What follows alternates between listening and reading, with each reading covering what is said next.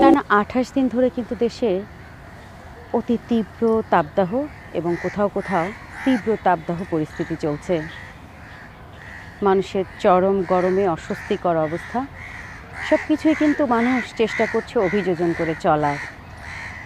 আর এই অভিযোজন করতে যেয়েই গ্রীষ্মের তাপদাহের সাথে নিজের জীবনের সেই শৈশবের দুরন্ত বেলার কথা মনে পড়ছে।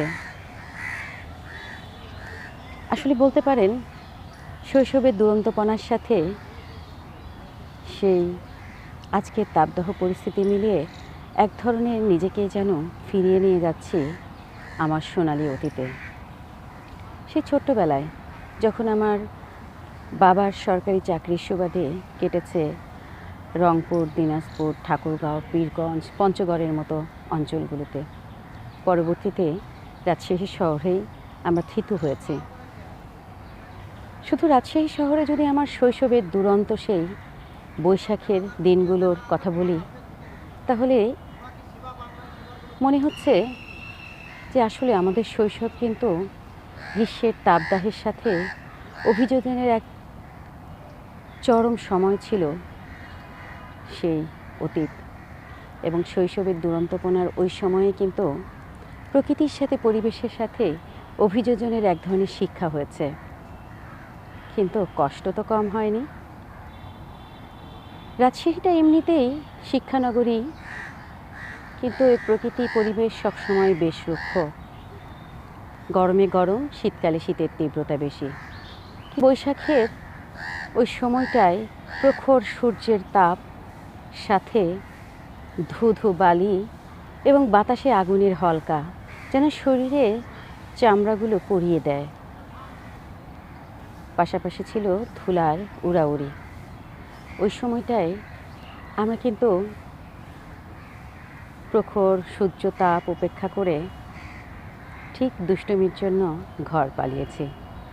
মায়ের চোখ ফাঁকি দিয়ে আমরা ভাই বোনেরা দুপুরবেলা খুব চুপিসারি দরজা খুলে বেরিয়ে পড়তাম বাড়ির সামনের খোলা জায়গা, যেখানে একটা কলা গাছের ছাউনি ছিল।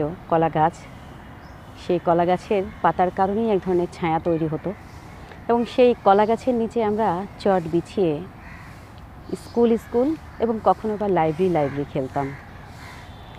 সেই ছেলেবেলায় আমাদের কাছে কিন্তু ৫ পয়সা, ১০ পয়সা, ৪ আনা, ৮ আনা এবং খুব টেনে টুনে ১ টাকা ছিল আমাদের কাছে অমূল্য সম্পদ। তা আমরা তিন বোন এবং বাড়ির আশেপাশে আমাদের সমবয়সী আরও কেউ মিলে চাঁদা তুলতাম ৪ আনা, ৮ আনা, এবং কার কার বাসায় বই আছে সেই বই নিয়ে আমরা কিন্তু আমাদের কলা গাছের সেই ছায়ায় চট বেছানো ছোট্ট এক ফালি জায়গাতে করেছিলাম লাইব্রেরি। সেখান থেকে আমার বই যেগুলো অন্যরা পড়ে নাই, অথবা অন্যদের যে বইগুলো আমাদের পড়া হয়নি, সেই বইগুলো কিন্তু আমরা লেনদেন করে পড়েছি। এক দারুণ শৈশব, এবং এর সবই কিন্তু ঘটেছে তীব্র তাপদাহের সেই দিনে, যখন আম্মা আমাদের সূর্যের তাপ থেকে বাঁচাতে দুপুরবেলা খাওয়া দাওয়ার পরেই ঘরের মধ্যে নিয়ে যেতেন।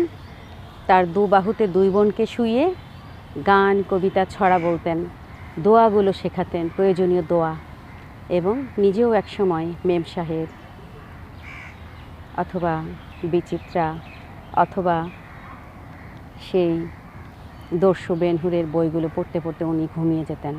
এই সুযোগ, আম্মা চোখ বন্ধ করলেই আমরা 2 বোন তার বাহু থেকে খুব সাবধানে নিজেকে সরিয়ে নিয়ে সেই স্কুল ঘর অথবা লাইব্রেরি চত্বরে খেলতে যেতাম।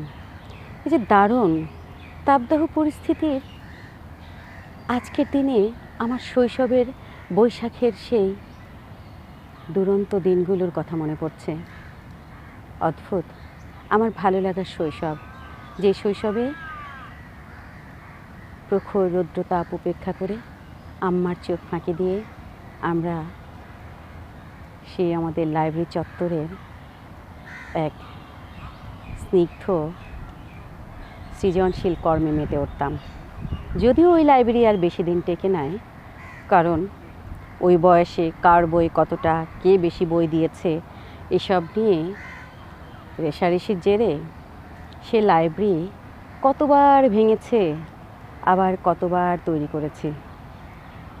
সেই যে বই পড়া শুরু, তারপরে এই সার্কেলটার সাথে কিন্তু আমাদের বই পড়ার সংযোগটা থেকেছে একদম রাজশাহী ছাড়ার আগ পর্যন্ত। তখন আমরা যে কোনো বই কিন্তু চাইলেই টাকা দিয়ে কিনতাম না। কেউ একটা বই, যেমন সমরেশ, শীর্ষেন্দু, ম্যাক্সিম গোর্কির মা, এই বইগুলো তখন আমাদের শৈশবকে ব্যাপকভাবে নাড়া দিত। কেউ একজন একটা বই পেয়েছে, সেই বইটা সে পড়েছে, তারপরে আরও 2জন 4জন পড়তে পড়তে পড়তে 17 নম্বরে এসে হয়তো আমার হাতে এসে বইটা পৌঁছেছে। এভাবেই আমরা কিন্তু গ্রীষ্মের তাপদাহ দিনে আমাদের দুরন্তপনার শৈশব থেকে সৃজনশীল কাজগুলো এবং মননের যে অন্ন দিতে হয়, মনের যে খোরাক, খাবার দিতে হয়, বই পড়তে হয়, লাইব্রেরি ওয়ার্ক করতে হয়, লাইব্রেরি তৈরি করতে হয়, স্কুল খেলতে হয়, কেউ মাস্টার হয়, কেউ শিক্ষক হয়, এই দিনগুলো পার করে এসেছি। চৈত্রের তাপদাহের এই দিনে আমাদের কিন্তু দুরন্ত গ্রীষ্মের শৈশবের কথা মনে পড়ছে। জানি না এখনকার বাচ্চারা গ্রীষ্মের তাপদাহের এমন দিনগুলোতে শৈশবের দুরন্তপনায় কতটা মেতে ওঠার সুযোগ পায়। সেই দিক থেকে আমাদের এই প্রজন্মটা কিন্তু বেশ সৌভাগ্যবান। তাই আজকে খরতাপে, তীব্র গরমে, অস্বস্তিকর অবস্থার মধ্যেও আমি ফিরে যাচ্ছি বৈশাখের সেই তাপদাহের দিনে দুরন্ত শৈশবের হাতছানি দেয়া দিনগুলোতে। প্রত্যাশা করছি সহসায় গরম কেটে যাবে, সবার জীবন সুন্দর হোক, আমরা সফল হই, ভালো থাকি, সবার মঙ্গল হোক। আজকে এই পর্যন্তই। ভালো থাকবেন সবাই।